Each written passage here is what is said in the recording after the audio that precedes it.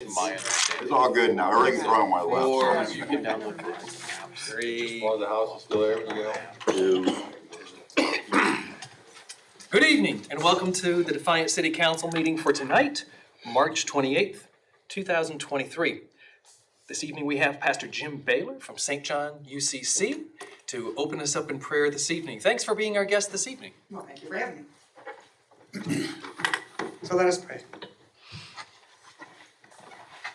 Holy and living God, we call upon you by different names, but we lift up our hearts to you in common gratitude for this and every day that we are given, fresh as a blank page in the book of our lives, for the beauty of variety and the rich resources of your creation, for the farms, the businesses, the schools, the faiths, and the cultures that sustain our city of Defiance. For the diversity of your people and for the trust they have placed in those gathered here to govern justly. We humbly ask that the Defiance City Council and other public servants might be strengthened by your presence and led in your wisdom. Because theirs is a difficult task and sometimes thankless burden. Nourish them in their commitment to good governance. Bestow on them a spirit of cooperation and respect for one another. Make them ever mindful of those whose lives their decisions affect, especially whose voices may not reach so deeply nor sound so strongly in these halls. For we know that you measure our society's success not by the achievements of the most powerful, but by the fortunes of the most vulnerable. All this we pray in your sacred name. Amen. Amen. Thank you for being our guest. This meeting is called to order. Please let the record show that all members of council are here this evening. Would you stand with me for the Pledge of Allegiance? I pledge allegiance to the flag of the United States of America and to the republic for which it stands, one nation, under God, indivisible, with liberty and justice for all.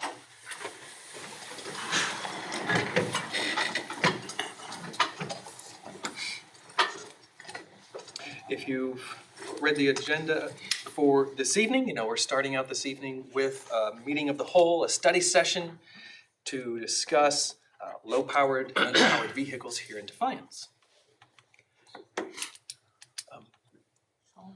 Mr. O'Donnell. Yes, so the motion was for, I believe, a study session.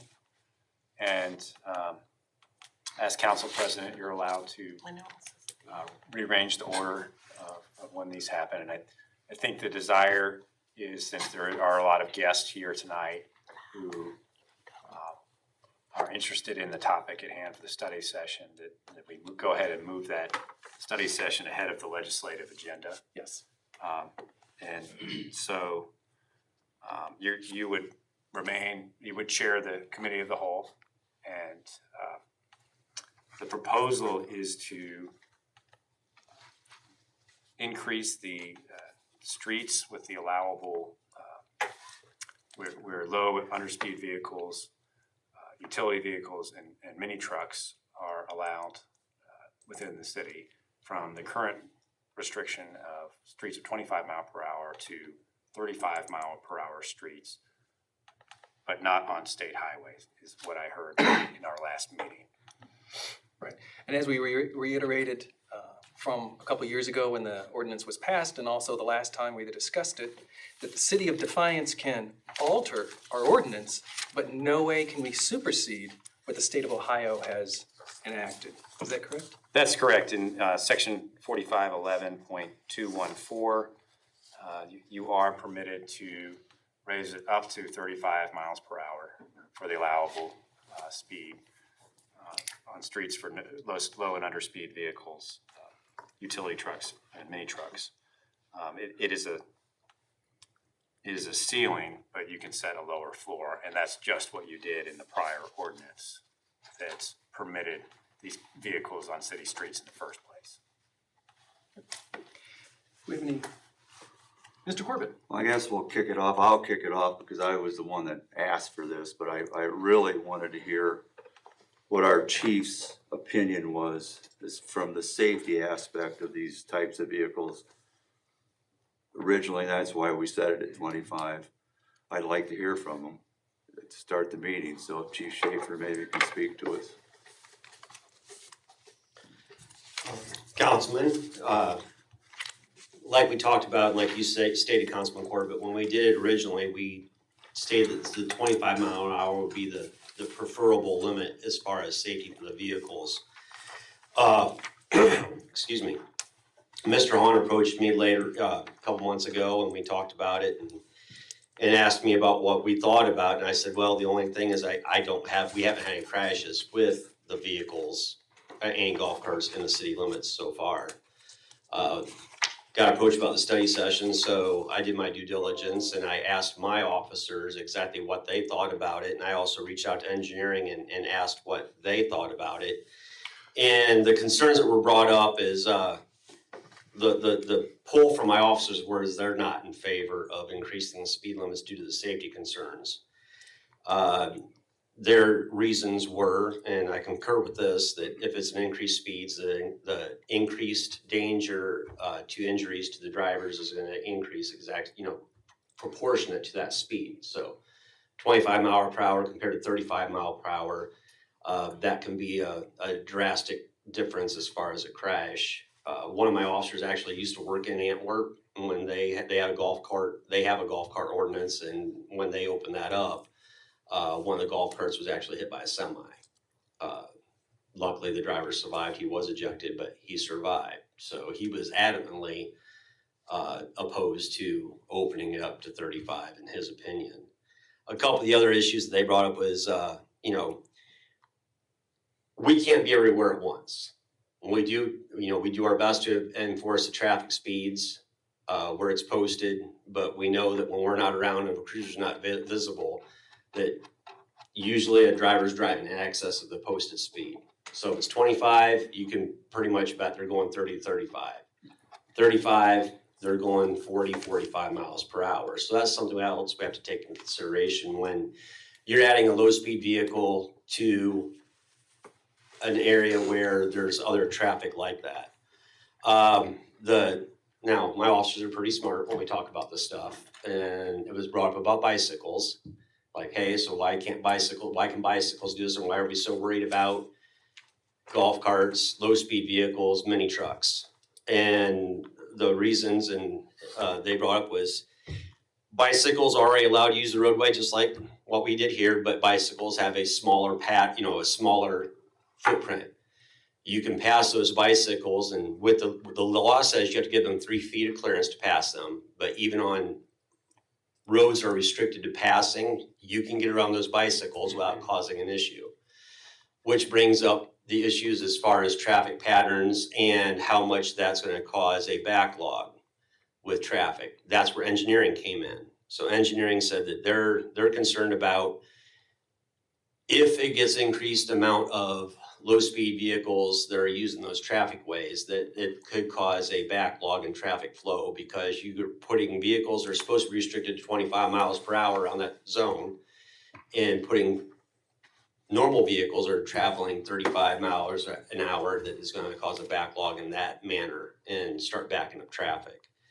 The other thing that engineering brought up that we hadn't really considered was that not the traffic signals that are on the traffic camera system for activation, but what they call the loop system, which means they're activated by the vehicles themselves, not from pressure, but detecting the metal and stuff in the vehicles. That they've done research on that and reached out to other firms, and depending on what the construction are of some of the low-speed vehicles, that they may not activate those traffic signals. So that causes another issue. Downtown's pretty well taken care of because you're not allowed to be on Clinton Street except across the bridge. Those are all cameraed. But some of the other traffic signals would be, if we opened it up, if it was opened up to 35, we're going to get those signals that are looped. One such area, South Jefferson, Williams, I can throw that one right offhand. East High, West High, those are all looped. They're not done by traffic camera. So there is that chance that a golf cart or another low-speed vehicle could be on that, and it's not going to trip that signal. Those were some concerns that were brought up there. I know what's going to be asked too is how many golf carts have we had so far? As of today, I inspected my 27th in the roughly, 2 years since we've instituted this? Just about 3. Just about 3. We've done 27 golf carts, low-speed vehicles. Here's a follow-up to that. How many do we have that aren't properly equipped low-speed vehicles in Defiance that are running these streets that we don't catch and see? I mean, we see them, but. Myself, I took care of one at Ribfest. We talked about that one. I educated them on that. When it comes to that, the officers do say that if they see one operating, sometimes due to traffic where it's at, they have a hard time getting around on them back by the time they're there. I don't know how many we've actually had an issue warnings on. Normally, if an officer sees one, they give them a verbal, hey, you gotta get that registry, get off the street. But it hasn't been a whole lot. And I think part of the reason for that is the ones that are being used like that are what they've been intended for. They've been in the neighborhoods in that area. So if there would be one running around a neighborhood that isn't licensed, that's not as easily for us to spot as if it's going down a main roadway. Yes, Chris. They do get a warning for the first time, basically. Yeah, generally with most of our violations and stuff, we'll classify them to see how they are, how bad they are. But this way, we'd say, yeah, you gotta go get that stickered. Okay, let's say they don't and they get caught again, then what happens then? They'd be issued a citation. Okay, that's what I thought. Thank Yeah, you. so any of our written or verbal ones, we document in our records management system, so we can pull that back up at any time. Okay. And they would check to see if that's already been issued a warning. If it's been issued a warning, then it'll be a citation, yeah. Thanks. Mr. Rusty? Yeah, a couple questions.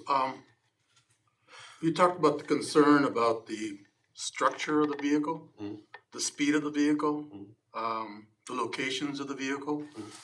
But I guess my concern is, or my question is, what is the concern about the low-speed vehicles? Are they falling apart when they're on the road? Are they going left to center? Are they stopping real bump? They have everything that a regular car has, correct? Seat belts, tail lights, horns. They got all the bells and whistles that a regular car has. So why would it be a safety issue if it's driving on a road, let's say 35 miles or under? Is it part of road rage, or? I guess I'm not understanding what the concern is, because you just talked about bicycles. Right. Bicycles, it's no concern. They're on the road. If it's involved in a crash, there is a concern, just like a motorcycle. Any of those vehicles are less safe than a normal enclosed automobile, okay? All those have crash standards. Automobile has a crash standard that you have to pass. So I can tell you that every bicycle crash we go on, there's an injury, usually a serious injury. No. Thank goodness we have not been on a golf cart low-speed vehicle crash. Now, if you want to talk about a low-speed vehicle crash, one of my ex-officers was involved in one, not in the city of Defiance, but him and his wife were on a Cushman that got hurt very seriously. That's what you're dealing with, a smaller type of vehicle. It isn't enclosed or doesn't have the safety standards put to it. That's why we get concerned as far as if that vehicle is struck, what's going to be happening as that. Yes, there's seatbelts, okay? But like I said, fortunately, we haven't had to deal with one. And I'll be honest with this, the amount of LSVs, whichever one term we want to give them right now, we don't see a whole lot on the road most of the time. We see some occasionally, but we don't see them all the time. There's a couple people we'll see more frequently, but it's not like we're seeing 15 to 20 a day. Correct. Yeah. So do you think that because of their size or whatever, they'd be a safety hazard on Cleveland Avenue, Ottawa Avenue? I do have a concern with Cleveland Avenue, Ottawa Avenue, and Ayersville Avenue.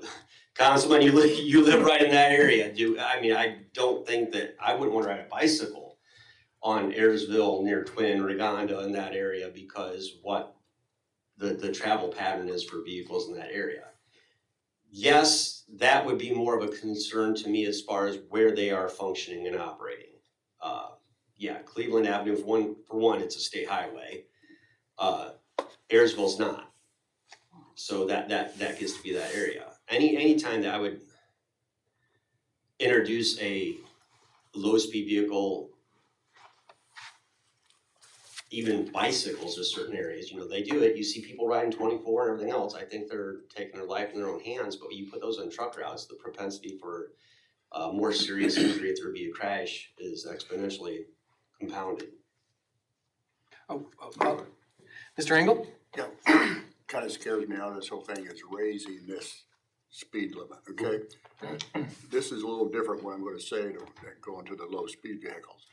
But for instance, at Cleveland Avenue in Ottawa, we had crashes there a lot of time before we put the roundabout in.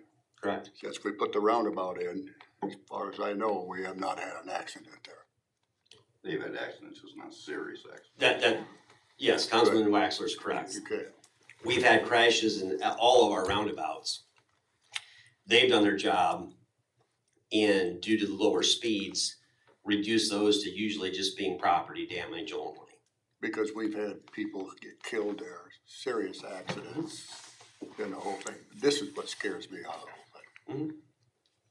Well, and you know, we all know the new ordinance that's coming into the state starting April 4th about hands-free, you know, not using mobile devices and everything else. That ends up being the bigger problem with a lot of stuff too. I mean, ask anybody that's on a motorcycle, and it's more about not necessarily the motorcycle operator, it's about the drivers not paying attention to what's around them. So other drivers being cognizant of what they're doing when they're operating a vehicle is more, as much of a danger to motorcycles, bicycles, low-speed vehicles as it is to, you know, it's not necessarily the operators of low-speed vehicles that are doing the issues, it's what's happening on the other end of it. But yes, that's a concern. Also, Chief Schaefer, also with registration, is it not, they have to be a licensed driver? Yes. Yeah, No youth or anything of that? Yeah. Well, basically 16 or yes. a license. Yes, you have to have a valid operator's license to operate one. It doesn't say that necessarily in our ordinance because that's a de facto set for operating a motor vehicle in the state of Ohio by another ORC code, yes. Sure. Any other questions or comments for Chief Schaefer? All right, before I take a seat, I have one thing to add in since we're doing a study session. I would like you to maybe talk about, we repealed the bicycles on sidewalks a while ago, but we're starting to have an issue with the electric bicycles that are running 25, 30 miles an hour. Right now, there's no ordinance saying they can't be on the sidewalks anymore. I really suggest we address that because they don't. If you're looking at the ordinances specifically set for those vehicles, that's not set for, it's set for if it's a bicycle that's installed with a moped type engine or an electric or a gas engine, not electric engine. So when we start talking about that, that's a safety concern also that we're putting, those are starting to put pedestrians at risk and the way those operators of those electric bicycles are functioning, they're starting to put traffic at risk too. So we see it, we're actually able to cite them for doing behavior that would classify as reckless operation.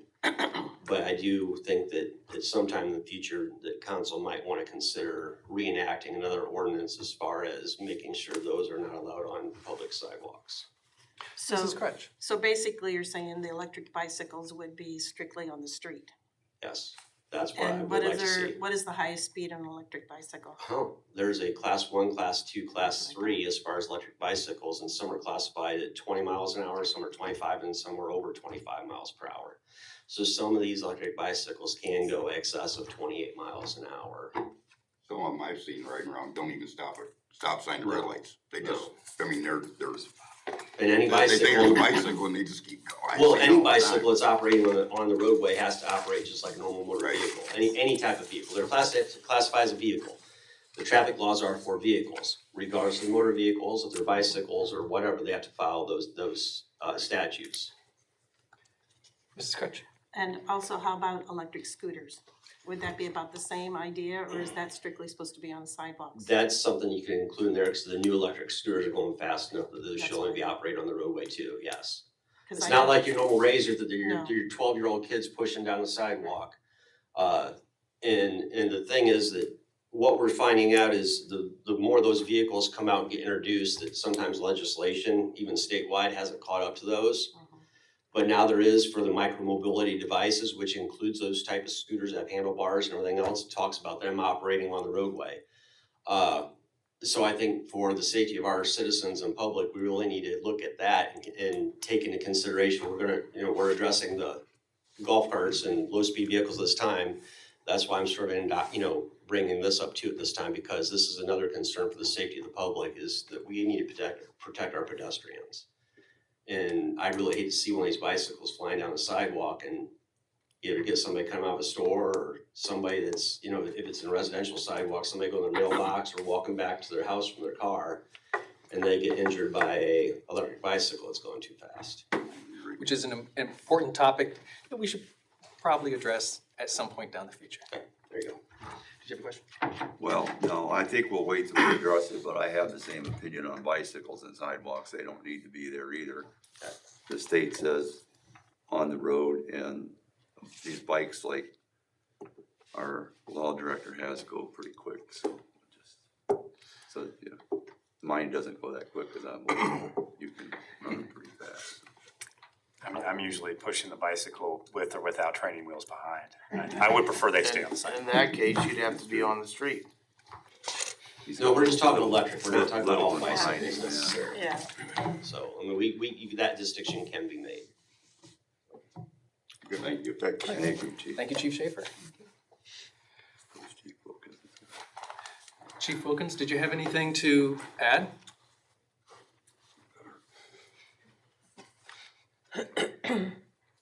Good evening. I really don't have any enforcement for the traffic laws.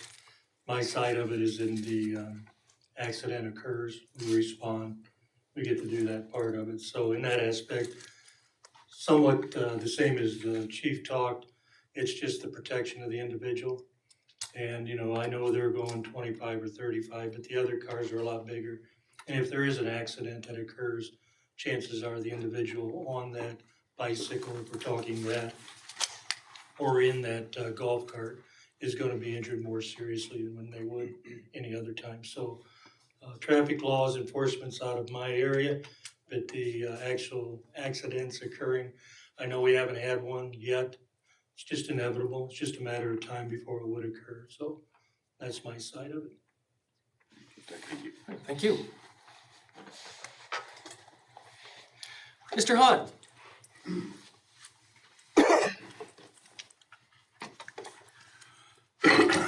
Good evening, Ralph Hahn, 901 Wilhelm Street. I'm aware, I believe, of the Cushman accident that Chief Schaefer was talking about, and it doesn't apply to this ordinance at all. It's not a vehicle that falls under this ordinance. It is a vehicle that was licensed and legal to be on the highway, and I do not believe that the person driving that Cushman was at fault. No. So I think that shouldn't be a topic under this ordinance. I'm not aware of this golf cart semi accident.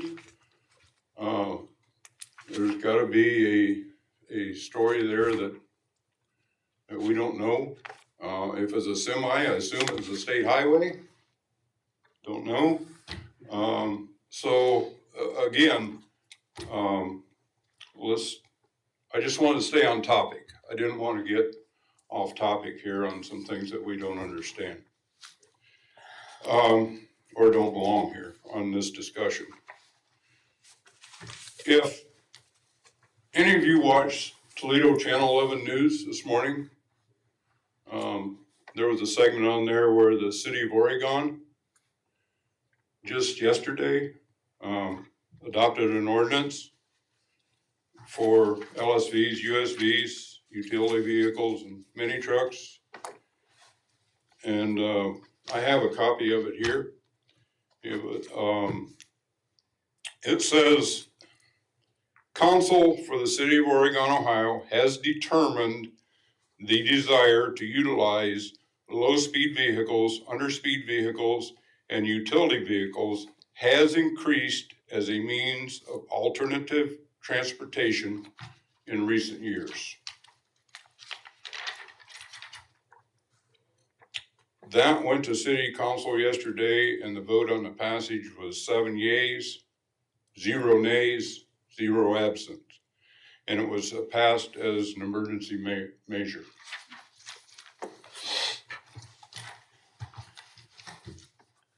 Authorized public streets. And again, this is the City of Oregon. All public streets in the jurisdiction of the City of Oregon with a speed of 35 miles per hour or less may be used for the operation of low-speed vehicles and underspeed vehicles, with the exception of Navarre Avenue / State Road 2, Woodville Road / State Route 51, Wynn Road, and Corduroy Road. Low-speed vehicles and underspeed vehicles are prohibited from operating upon the roadways listed above. So their ordinance is for 35 mile per hour.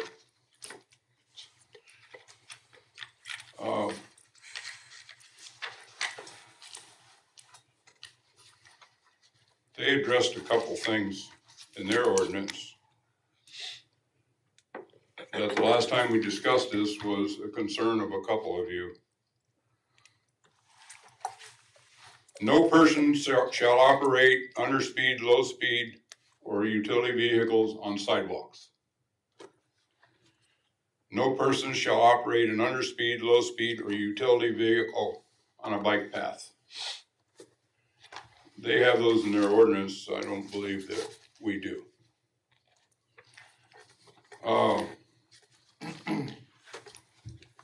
I find it hard.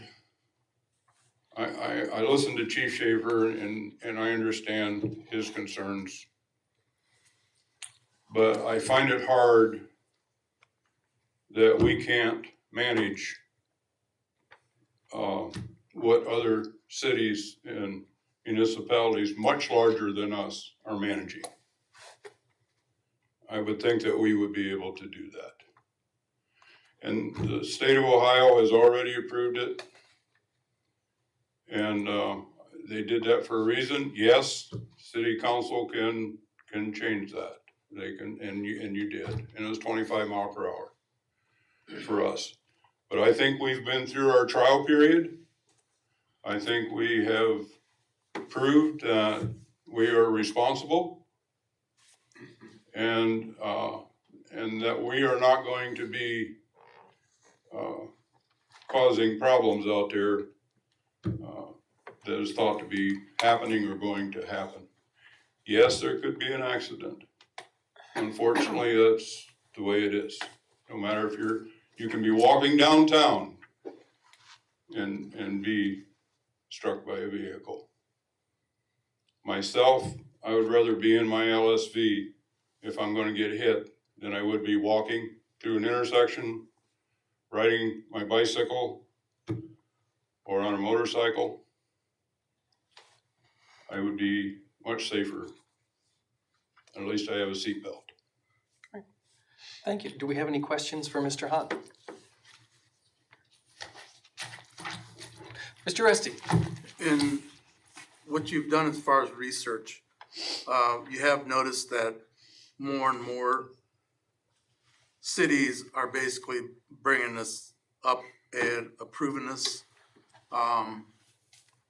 Is there any specific city that you're looking at that's a particular, like, is it rural? Is it somebody like Northwest Ohio? Is it the bigger cities? Is it communities that are trying to be cottage communities or anything like that? Or is there any pattern to this, or is it just people? 3 years. 3 years ago, when we first started talking about this, I researched Northwest Ohio primarily. And I got the ordinances from small communities such as Continental and on up to Toledo. And the closest sister we had in this was Napoleon. And I believe their ordinance is for 35 mile per hour, but not on, Scott Street, pardon me?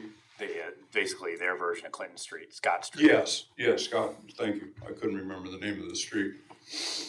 So, yes, I think what it is, I think this ordinance from the city of Oregon, this little paragraph here kind of sums it up, that the city of Oregon has determined the desire to utilize low speed, underspeed, and utility vehicles has increased as a means of alternate transportation in recent years. And that's what I do with mine. I use it as an alternate means of transportation. If I want to go to the post office and take my LSV and go to the post office, what's the harm? If my wife and I want to take a lunch to the park, take the LSV, what's the harm?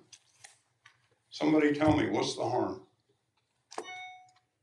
I just think that we as a city are capable of managing this. And yes, there's 27 vehicles registered in the city of Defiance. Not a very big number. I don't know what the expectation was, but I look at these vehicles as a very small piece of moving Defiance forward, not backwards. And I just think that it should be given serious consideration. Well, thank you very much. All right, thank you. Mr. Esther. I just have one thing, more like a comment, but thank you. One of the things that we're doing so far that we've been talking about on city council is jobs. And bringing in people when companies open up in Defiance, trying to get people to move in our communities. And the thing that we look at of why we do our parks, why we do our streets, why we do upkeep throughout the city is to attract people to come to Defiance.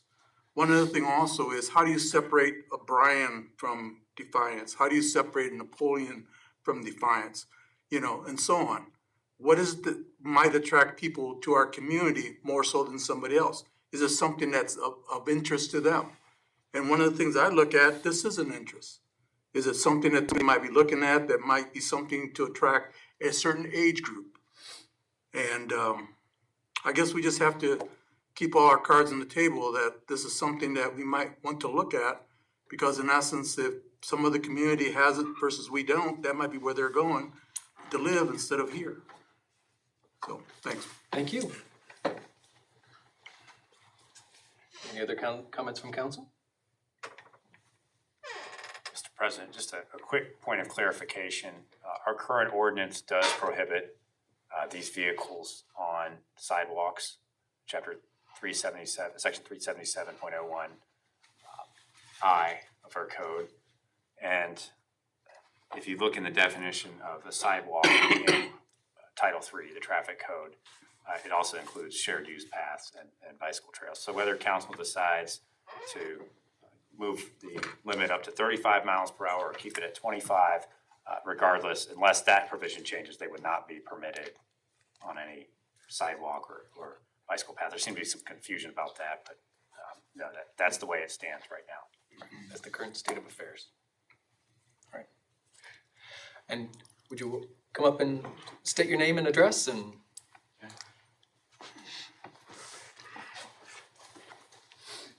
Chad Shock, 8144 State Route 15. I'm actually the owner of Aftershock Carts, just so you're all aware. I just wanted to highlight a few things that's actually already been mentioned. And like the first thing, Mr. Uristi had asked about, you know, this thing's getting more popular and stuff in what towns. I'm just going to rattle off a few around here because I get to see this stuff once the season's in. I get to see this stuff daily. We deliver these things all over the place. But just locally, Continental, Hicksville, Kalida, Antwerp, Hamler, Eden, Edgerton, Napoleon, Paulding, Deschler, Ottawa, Archibald. That's towns that are smaller or somewhat close to Defiance. But we're seeing these things all over the place. I mean, the town of Cincinnati has it. I mean, I don't understand how, and I don't want anybody getting hurt on any of these carts any more than anybody else does. But if a town that's 371,000, I think, can adapt it for the whole town, I don't see how it's a safety issue in a town that's 16,000 people or 17, whatever it is here, Defiance. But Toledo's actually, I think I said 271. That's Toledo. Cincinnati's bearing that's like 308,000 people. So if they can do it in cities like that, I just don't see what the issue is. Cincinnati started a 3-year pilot program in 18, and then they went to the full city. They instated the whole thing. Toledo did it. They did a 1-year pilot program back in 2019, and in 2021, they started in the Old West End and 2 other areas. I don't remember what those are, but in 2021, they adopted the whole town there too. And the town of Cincinnati is 25 and under, but Toledo, 271,000 people, they're 35 mile an hour and under. So just wanted to make that clear to you guys. Yeah, they go slower, but I just, if they can do it in towns that size, I don't see what the issue is here. And one thing that kind of surprised me, I don't remember the last meeting when when that was that we were talking about this, but I was here, and I think at that meeting, it was last fall, right, Ralph? I think you guys were only at like 16 or 17 permits, so it's went up 10 permits, 10 or 11 permits since last fall, which kind of surprised me. But I think delaying this is just, I think the inevitable is coming. Everybody wants to run these things, and that going up 10 numbers in, say, 6 months' time, I think that, it's just something that everybody's going to be doing. So I see it everywhere. And I printed off a thing here if anybody wants to see it. It's a two-page thing from the report, or not report, but information on all the towns that have the ordinance. So it's a bunch, and this is an old, Defiance isn't even on here. So this was done before you guys adapted the ordinance. So I guess that's pretty much all I got. Well, I do have one more thing, just so you guys understand the difference between a USV and an LSV. A USV is a vehicle that can only go 20 mile an hour, which is your typical golf cart. An LSV is a low-speed vehicle, and it's like being in a classification from a car to a truck. It's just 2 totally different things, even though they look very similar. The LSV, if you read up on Mr. O'Donnell, I don't know what all you've read on these, but when the state of Ohio in 2017 adapted the rules for it for the whole state, if you read on there, if it's an LSV, it's in that different category. An LSV comes with a data plate, it comes with a title, and it comes with a 17-digit VIN, just like a car does. If you have that and you read into those rules, you can run that in any town in the state of Ohio without an ordinance. You don't need the ordinance because that cart's in a whole different classification. So that might be something, and Mr. Hahn actually has one of those carts. His cart come with a factory title, 17-digit VIN. If he wanted to buck the system, I suppose he probably could, but I know he doesn't. So I just wanted to make it clear because there are different classifications on the carts. So that's pretty much all I got, unless anybody's got any questions for me on it. And anybody's... I just went away. Remember in 5 minutes. Well, thanks for being our guest this evening. Okay, all right, thank you. Yeah. Yes? I'm Denny Essery. I live at 1664 Terrawinda, and I'm got a street legal golf cart, okay? I've never been in trouble. Anyways, have I? All right. Anyways, there's no possible way I can drive my golf cart from my home on South Terrawinda and get to town legally. There's no way. Why shouldn't I be able to get here legally? I come down I come down Terrawinda to Westgate. I gotta stop, okay? I'm allowed to cross that highway, but I'm not allowed to go down the highway, but I do. Anyway, it's like 300 feet, I'd say, to Bassard. Then I go through the cemetery, Then I get down to the bottom where I guess it's a little church, whatever it is, right there at the bottom. Okay. Well, then I look for cops and down, I gotta fly down there to get the Eric's ice cream. Why can't I get to town legally? And so you're asking why you're not allowed to ride the LSV on a state highway? Right. Because that's a state law. Like, Yeah. I led with But what can be done so I can get there legally? politicians in Columbus. I led this with, Yeah. when I was talking to Mr. O'Donnell, Yeah. is that the city of Defiance is able to amend an ordinance, but we can't supersede or we can't break what a Yeah. state law is. Yeah. If the state has said, this is how the state of Ohio is going to work, and not operating on a state highway is how Ohio has stated it, addressing the city is no way of fixing that. Addressing it at the state level for Ohio to change its rules would probably be the most direct way. Well, it's not just my end of town, it's the other end too, Jefferson Street. You out there, Well, Defiance is placed on several you state can't, highways. if you live out there, you can't get to town either. So No. you cut off, not you, but I mean the ordinance cuts off the law abiding citizen just out for a little joyride on his golf cart. You can't get to town. You'd have to load your golf cart up, strap it down, bring it to town, get it off the cart, it'll be legal. Right. If the state of Yeah. Ohio is saying, it doesn't matter what the individual cities say, the state of Ohio says you can't ride on a state highway, then you can't ride on a state. And the city of Defiance has no way of vetoing that one. Sir, Mr. Hancock. the question I would ask is, Yeah. you're on tier one, okay? Right. You're unable to go on South Jackson Right. because it is currently at a 35, Well, correct? I think there's no signs. What I do is usually when I come home, I come down like through Chief, I get on Jackson, because there's no signs that says 35 until you get clear down to, Till you get farther down, To- correct? what's the street, by Arps. Daughter. Daughter. Yeah, that's it. And That's that- where the first sign is, That states 35. But then I gotta go, up to Arps. I cut across the street, go through a little ditch, get into the cemetery. Go to Bass. Okay, now what happens when it's dark out? Ain't that illegal to be in the cemetery after dark? So how do I get home? How do I get home? So, see what I'm trying to say? Sure, yeah, I Something understand. gotta be I done. understand. Well, and you know that, but Yeah. also I believe, the 35-mile-an-hour zone by the reservoir, that is, Right. especially coming in, it changes to 35. I'm not sure if it's Yeah, anything but higher. see, I'm on that side, Kaiser, the canal's in my backyard, okay? But I can't go down that road, cause Kaiser. Right. right there speed. it's 55. the Jackson, speed, Kaiser to Jackson's 55, right? Yeah, There's nothing you can do There's about nothing that. you can do. right. no, Kaiser Kaiser, to Jackson's 55. Once you get on Jackson's 35. no, there's a 35 before you get to Jackson. Yeah, curve, Okay, but you're still, when you come off of Kaiser, you're in a 55-mile-an-hour zone. right. Yes, Exactly. yes, but not at Kaiser and Jackson. Kaiser and Jackson don't intersect. Just something I thought I'd bring up, Oh, well, thank you. we enjoy going downtown, driving around, stopping at the places, where we can, And we go out to Walmarts and Lowe's and everything, we're just out for a joyride, but we can't do it legally. You're right.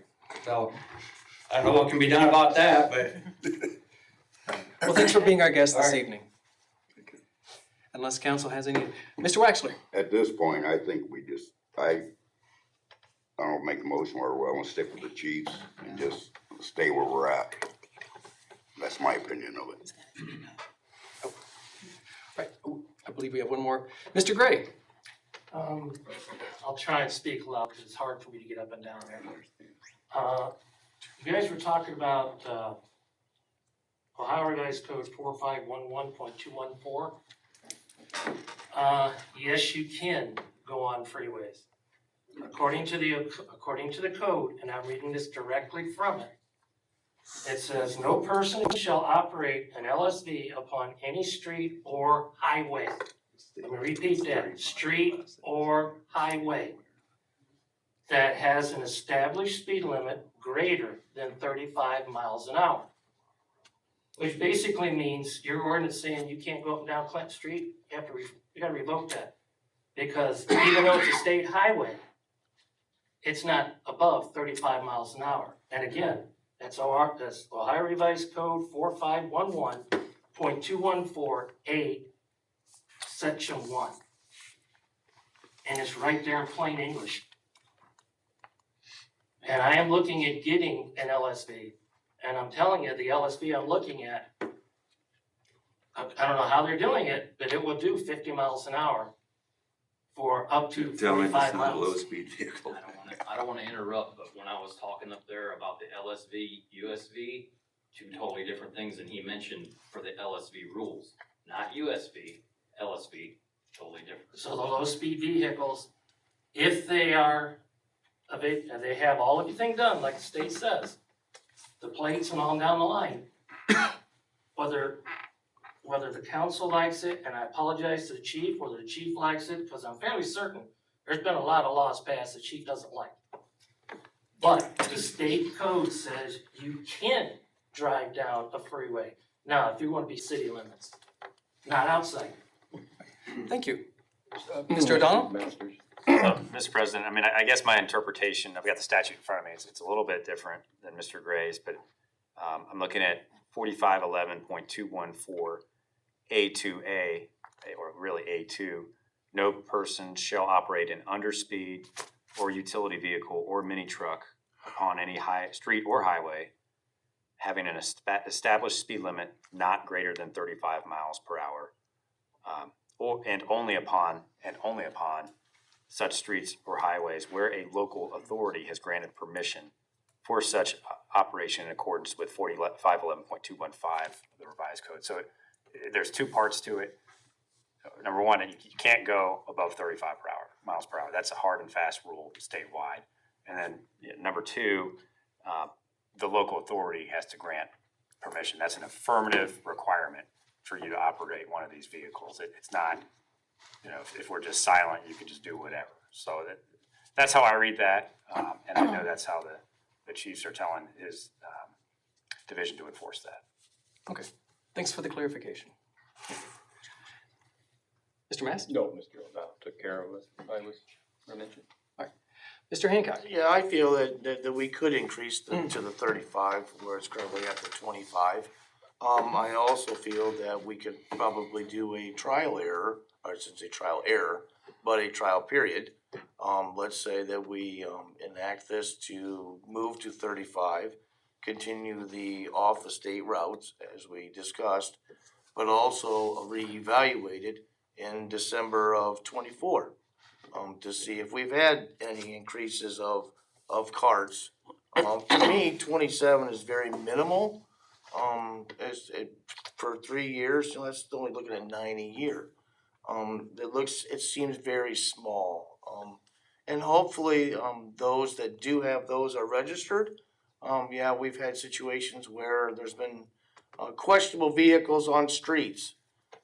That's for sure. Dirt bikes, four-wheelers, all sorts of items that come in our streets. Granted, our divisions aren't able to support or follow everywhere in the city. And that's partly where the citizens may have to, report them, but are they gonna be able to respond promptly? Depending on how active the division is at that time. But I support moving it from 25 to 35.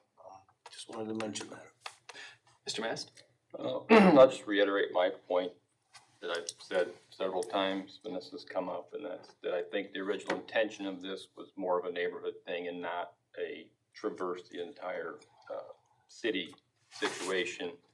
And also the argument that more and more carts are getting registered, to me, is just an argument to restrict them to certain locales even more so, because the more and more they get on the road, the more and more it'll be downtown or on the highways or the 35s. It's just going to become more of a traffic situation if you do have increased carts. Thank you. Mrs. Crutch? I think it all comes down to responsibility, and how can we talk to every person here and say, you're gonna be a responsible driver. You're going to all follow the speed limits in your vehicles. You know, and I can tell you right now, on Wayne Avenue, most people do not follow the speed limit going down Wayne Avenue. But that's because they're not responsible people, apparently. I think 35, you know, I feel horrible for this gentleman who has to be illegal to try to get into town. I think if we could make it 35 and less, I have no problem with that. Thank you. Mr. Resty? Yeah, I support the change to the 35. I think the trial period, the first trial period is basically been proven positive that there has not been any accidents.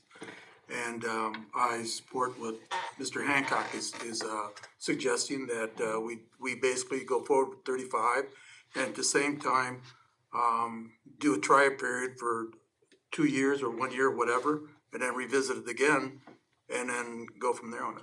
But I think it's worth it at this point. Mr. Engel? I really don't agree with running this to 35. Just like I said, the speed thing scares me.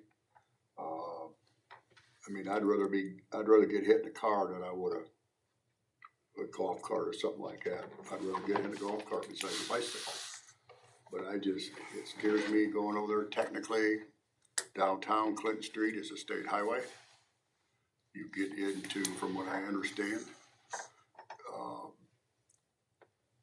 East 2nd Street coming into Defiance, that's a state highway, basically.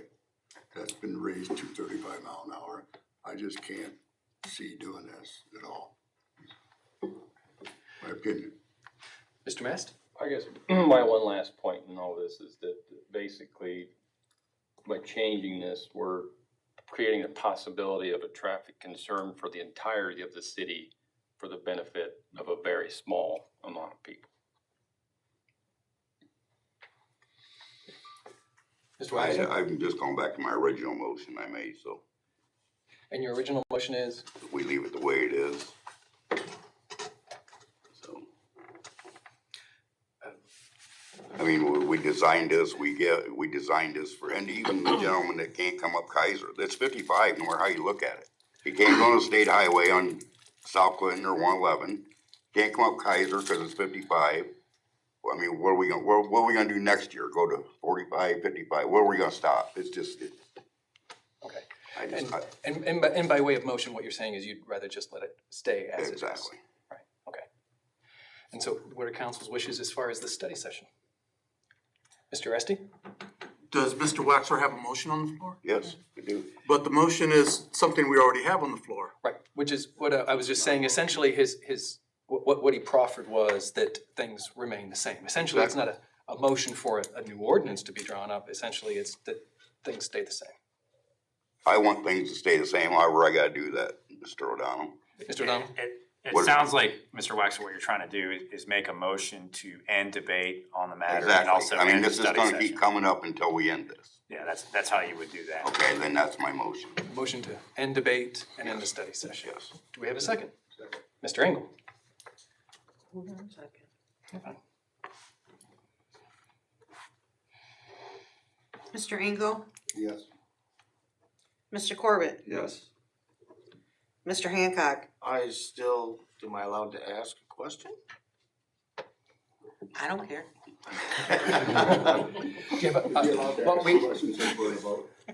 It's not typical, but yeah, it's up to the council president. Yeah, if it helps clarify what we're doing, we have a motion to end debate and. That is what I want to clarify. Are we clarifying that we are no longer in the study session, or are we in the debate, no longer doing the debate that it can't return?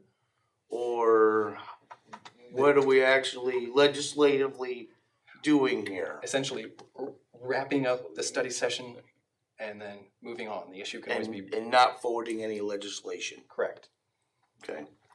That's a fair question, yeah. Yeah, and to clarify what we're doing. So yes, I can ask a question. And no, we can continue the debate. Yes, no. Mr. Rusty, No. It's okay. Mr. Mass, Yes. Mr. Waxler, Yes. Mrs. Crutch. No. You have 3 noes and 4 yeses. So with that, we will end debate, wrap up the study session. Thank you for being our guest this evening. You're invited to stay for the rest of the council meeting. With that, with the I have study. a question. Yes, sir. So if I wanted to make a motion to basically, bring up legislation to increase the speed of this ordinance to 35, when can I do that? We just ended a study session, so there isn't anything that we had in the general legislative part of council. So am I permitted, like what I said earlier, to support what Mr. Hancock mentioned in regards to raising it to 35 and revisiting it in 2 years? Can I do that now? So the study session is the presentation, formal discussion, deliberation, and debate of matters requiring a concurrence of council, meaning the majority, bare majority, prior to the time that I would prepare the legislation. So that's what you would need within the confines of the study session. However, I mean, our rules do not restrict you from bringing it up at another time, such as council comments and such, but you would also need a concurrence of a majority of council to And direct. a second, and then basically. Yeah, and a second, exactly. Okay. To direct me to prepare legislation. Yeah. So you're not bound by the study session, if that's your question. Whenever you're ready. Okay. And I would support, second Mr. Hancock's motion to basically raise the, speed to 35 and then do a study session within, did you say, what time period? Just the point of order, have you got to the council? As a point of order, we have not got to council comments quite yet. It's just a few minutes away. But now that the study session has wrapped, I have reviewed the index minutes for the city council meeting of March 7th, 2023, and for March 14th, 2023. Do we have a motion to amend or correct the index minutes as presented? If we don't, I will approve the same. Do we have any liaison meeting requests or reports? Without that, Rick.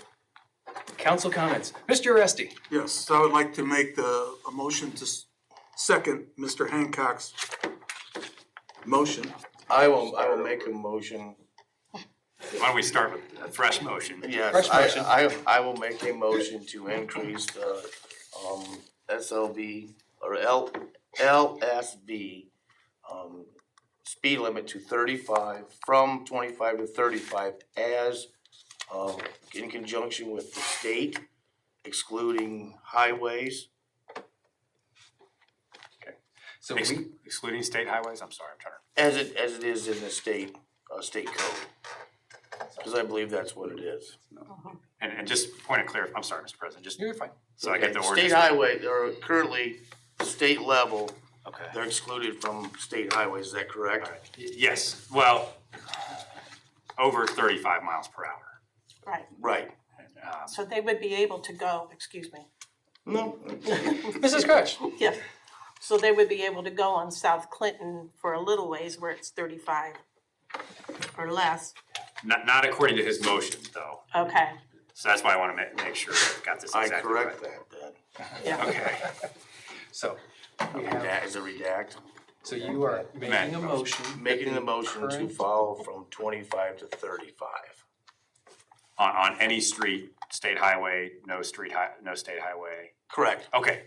And then you mentioned low-speed vehicles, as Mr. Schock mentioned, those are distinct from under-speed vehicles, utility vehicles, mini trucks. Is that for all types of those vehicles or just the LSVs?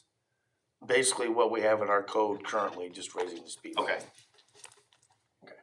So we have a motion for an ordinance, adjusting our current rules for LSV and USVs, moving the speed limit from 25 to 35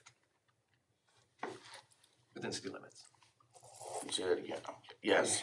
All right. Yes, that is my So motion. we have that motion, Second. and we have a second. Mr. Oresti. Mrs. Crutch? Yes, Mr. Engel? No. Mr. Corbett? No, Mr. Hancock, Yes. Mr. Aresti, Yes. Mr. Math, No. and Mr. Waxler. No. All right. Then the motion is defeated. Do we have any other comments from council? You think you're almost there. All right. With no comments from council, before me, I have two things for council this evening. One is a reminder from Kirsty Mack at the DDVB, any city council member that has yet to respond with a RSVP to attend the April 28th commemorative 200th anniversary of Defiance. Get that to her shortly. She is making plans if you haven't already done it. I also have on my desk a new liquor license request for the Ohio Division of Liquor Control from Phoenix Theaters Northtown LLC, doing business as Phoenix Theaters at 1500 North Clinton Street, Suite 9, here in Defiance. Do we have a motion to request a hearing on this issue? If not, Thank you. but that's all that I have on my desk. Mayor McCann is not here this evening? Correct. Mr. Mack? Yes, thank you, Mr. President. Actually, I have nothing at this time. No. Mr. O'Donnell? I also have nothing at this time. Ms. Sprague? I have a couple of things. I have one purchase order. Purchase order 2023-00832. I'm not sure how to say that vendor. Do you know what it's? I don't want to mess it up. It's for sledge pump parts, $19,731. I don't want to mess that up. I did, I mentioned last meeting, I was gonna open up an ICS with State Bank. An ICS is an insured cash sweep. It's FDI insured. The funds are fully accessible, so I did go ahead and move forward with that. And I moved 6 million over. The interest rate is significantly higher than what just our general checking account was earning. So that will be much needed. We also have a couple of CDs with State Bank. I did talk with Sean LaFountain and Mr. Klein about what current rates were. It was currently earning 0.71, so it was worthwhile to break that CD and reinvest at 5% for a year. So went ahead and did that. I'm working with Premier Bank. We also did the same thing there, and then Farmers and Merchant. I've talked to Phil Constein, and I'm going to move forward with that once we get the logistics worked out. Today we had a meeting at the college with economics and finance with Robert Sprague, the Ohio treasurer. We're not related. I did ask my husband, so, but it was really good. There were a lot of bankers. Erica was there. The DVB was there. Talked a lot about investments, the economy, inflation, just challenges people are seeing now after COVID, the rise of costs overall between just cost of goods to projects, just challenges and what people are kind of do to try to work through those. So it was really good. Lasted about an hour if you want to add anything, but I saw some faces I had not ever met. We had a few from Hicksville, and so it was good. He was very, very informative, and I don't know how many we have on the Zoom. We had quite a few. Yeah. I would say that it was super positive. Yes. I mean, I think he was reiterating a lot of the things that we're seeing, that Northwest Ohio, in particular Defiance County, very strong. We still have our obstacles, but we're pushing through those. Yep. Stable banks, that was a big topic that was brought up, but a lot of stability with a lot of challenges. So that's all I have. Thank you. Yep. We do have 4 items of legislation for consideration this evening. Would you read the caption for the first? An ordinance, a first reading by caption only, an ordinance authorizing the renewal of electric aggregation certification. Mr. O'Donnell. Thank you, Mr. President. At the November 7th, 2000 election, many know it as the election of Bush v. Gore, Hanging Chads, Broward County. But for us here in Defiance, it was the election of electric aggregation. And that is what we will always remember that for.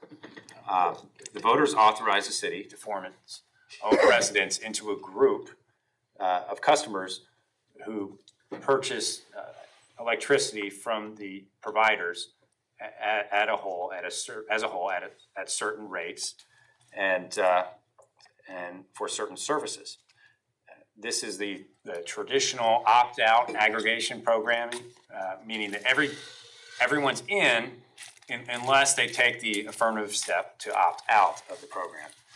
And residents who do not wish to participate may, in fact, elect to withdraw.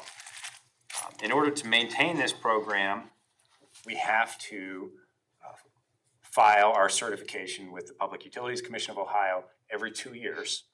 And we use Palmer Energy Company out of Sylvania as a consultant to help us with those filings.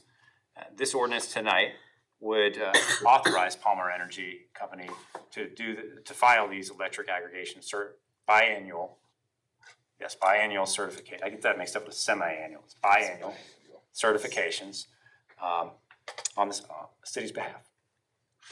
Thank you. Any questions for Mr. Hancock? Yes, are there fees involved with Palmer Energy working with this aggregate? Yes, it's not passed on to the consumer. I think what it is they get a portion of our what the negotiated rate is. Yeah. I think they get that from that's knocked off what we pay or our residents pay the supplier, if that makes sense. Yeah, it's a portion of that. Yeah, you might have more information. Well, it's not passed on, it's absorbed in the front end, I guess. That was my experience within the school districts. We had to do the same thing.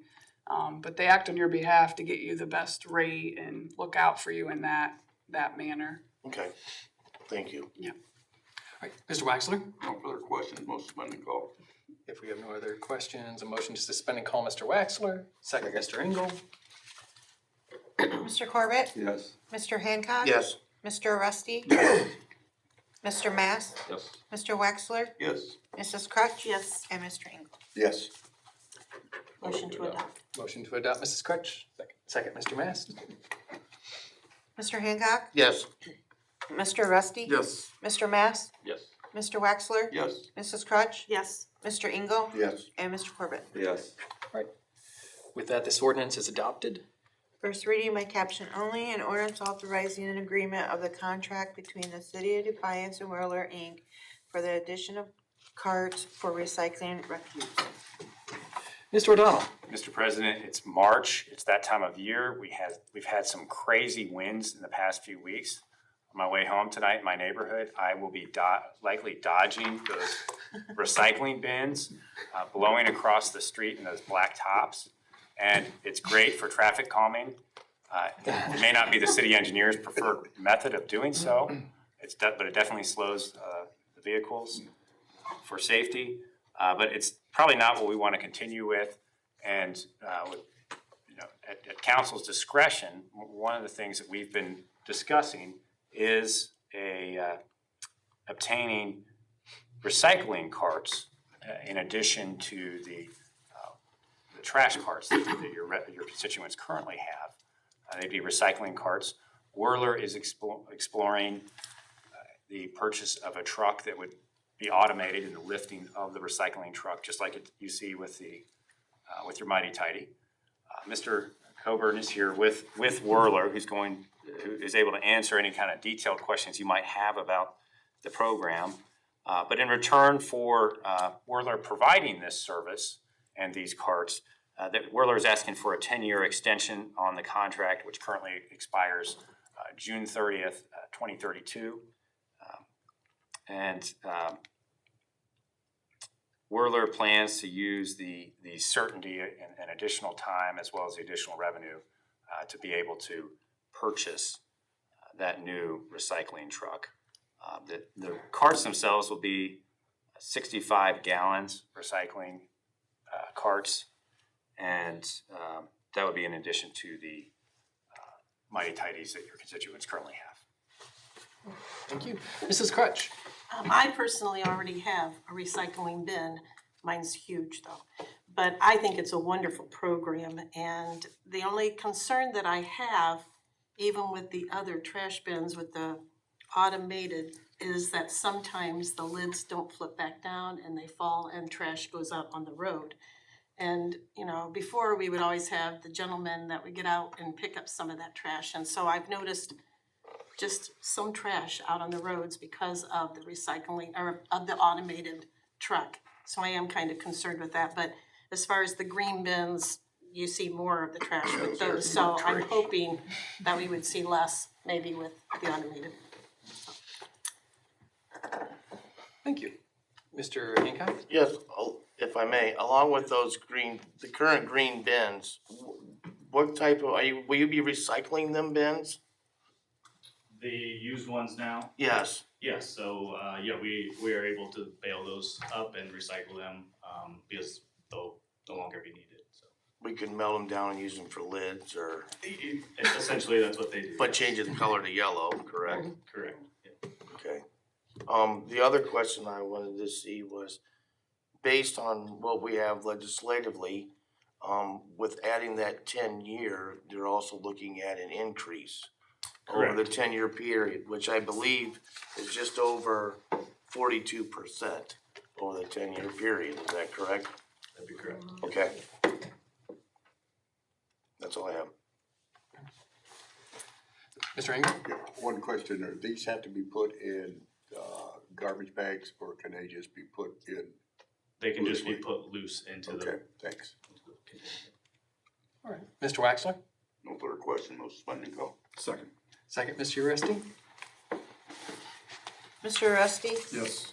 Mr. Mass? Yes. Mr. Waxler? Yes. Mrs. Crutch? Yes. Mr. Engel? Yes. Mr. Corbett? Yes. And Mr. Hancock? Yes. Motion to adopt, Mr. Corbett? Second. Second, Mr. Mass? Mr. Mass? Yes. Mr. Waxler? Yes. Mrs. Crutch? Yes. Mr. Engel? Yes. Mr. Corbett? Yes. Mr. Hancock? Yes. Mr. Rusty? Yes. With that, this ordinance is also adopted. First reading by caption only, an ordinance authorizing a contract for the 2023 street resurfacing program and declaring an emergency. Mr. Mack? Yes, thank you, Mr. President. We are seeking council's permission to award the contract for the 2023 street resurfacing program to Ward Construction. This will take care of segments of Greenler Street, Alton Avenue, Spafford Street, Dolan Street, River Street, Locust Street, Laura Lane, Maumee Drive, Wildwood Drive, and Island Park Avenue. You may notice that, or you may think to yourself, we have more on our list of streets that you had thought we would be working on or resurfacing. This particular contract does not cover some of the other projects that we've talked about that are in the capital budget that are either ongoing or you will see contracts for later in the year. This particular contract, though, with Ward Construction will also include 2 point repair locations located on Westwood Drive and 2nd Street. Thank you. Did you miss Wayne Street? You know people that live on Wayne Street? No one really. Mayor Joe, you free to say Mr. something? Mass? No further questions, motion to suspend and call. Mr. Engel? Open question? Second. Second. So we have a motion to suspend and call. Second, Mr. Engel? Mr. Waxler? Yes. Mrs. Crutch? Yes. Mr. Engel? Yes. Mr. Corbett? Yes. Mr. Hancock? Yes. Mr. Rusty? Yes. And Mr. Mass? Yes. Motion to adopt. Motion to adopt. Second. Second, Mrs. Crutch? Mrs. Crutch? Yes. Mr. Engel? Yes. Mr. Corbett? Yes. Mr. Hancock?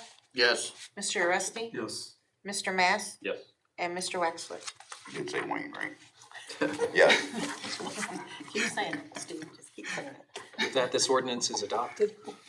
First reading by caption only, an ordinance approving and ratifying an exemption application and agreement for a tax incentive in the Community Reinvestment Area Number 4 between the City of Defiance, Ohio and Apache Acquisitions LLC. Ms. Sprague. Yes, this CRA agreement is an 80% tax exemption for 10 years, and I'll let Erica add in a few other pieces. So Apache Acquisitions LLC, you might know it more as Pontiac Logistics, which is out on 424. They took a building that was in really bad shape, and they're wanting to take that and make it their headquarters. So the real property that they're wanting to put into it, as far as improvements, is $260,000. And I've already presented this to Defiance City Schools and Fort County Career Center. They have all sent in their submissions for support of this project. There are no jobs with this project, but I will say the Community Reinvestment Area Program, it's designed specifically for a project just like this. We've discussed this before. Baltimore Avenue is in need of revitalization, and they're taking a building that needed a lot of work and they're making it their headquarters. So this program is doing what it's designed for this program. So tonight, what I would do is just ask for your support in a form of a resolution. That way I can submit this application to the state of Ohio. Any questions? Mr. Rusty. I was just gonna say no further questions, most spending time. Second. Okay. So with no questions, we have a motion to suspend and call Mr. Waxler. Second, Mr. Rusty. Mr. Engel, Yes. Mr. Corbett, Yes. Mr. Hancock, Yes. Mr. Rusty, Yes. Mr. Mass, Yes. Mr. Waxler, Yes. and Mrs. Crutch. Yes. Motion to adopt. Motion to adopt, Mr. Mast. Second, Second. Mr. Waxler. Mr. Hancock, Yes. Mr. Rusty, Yes. Mr. Mass, Yes. Mr. Waxler, Yes. Mrs. Crutch, Yes. Mr. Engel, Yes. and Mr. Corbett. Yes. Right. With that, this ordinance is also adopted. With that, the items of legislation have been addressed. Do we have any citizens' concerns? Anything, Todd? None? All right. With that, do we have a motion to adjourn for this evening? Second. Motion to adjourn, Mr. Engel. Second, Mr. Hancock.